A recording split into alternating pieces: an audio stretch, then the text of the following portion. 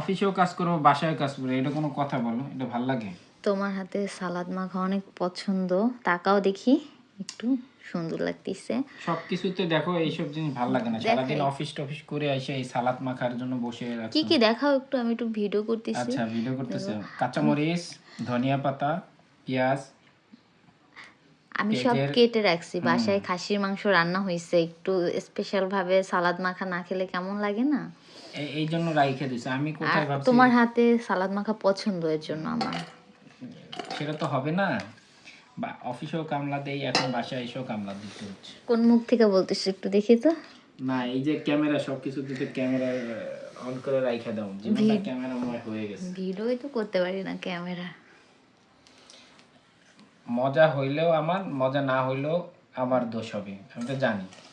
তো এত কষ্ট করে আমি কেটে রাখতে পারছি, আমি মাখাইতে পারতাম না? তুমি সেটা বলো। পারতাম। হ্যাঁ, তা আমি তো তোমার জন্য ওয়েট করছিলাম, বলো অফিস থেকে আসুক একসাথে খাবো, মাখা। তুমি তো মাখা চাচা, মাখা মাখা চাচা? কাকু, মাখা কাকু। আচ্ছা, মাখা কাকু দেখেই তো জীবনটা বেদনা। আমি বললাম যে এখানে একটু দেখাও, এই যে কত সুন্দর হয়েছে। এই জিনিসটা এত কিছু করতে পারো তুমি, তারপরে এইটার জন্য বসে থাকো। এই যে এরকম করে সরিষার তেল নিবা, সরিষার তেল নিয়ে আমি শিখাই দিচ্ছি, এইরকম করে দিবা। হ্যাঁ, অনেক স্পাইসি। ধোয়া ওঠা খাসির মাংসের সাথে গরম ভাত, সালাদ, স্পেশাল ডাল, টক ডাল, ঠিক আছে? সালাদ দেখাইছি, এখন মজা করে খাবো। অফিস থেকে আসছি, সালাদ মাখাইতেছে, কোথায় রেডি করে বসে থাকবে। যাক, ভালো লাগতেছে। তোমার কেমন লাগতেছে?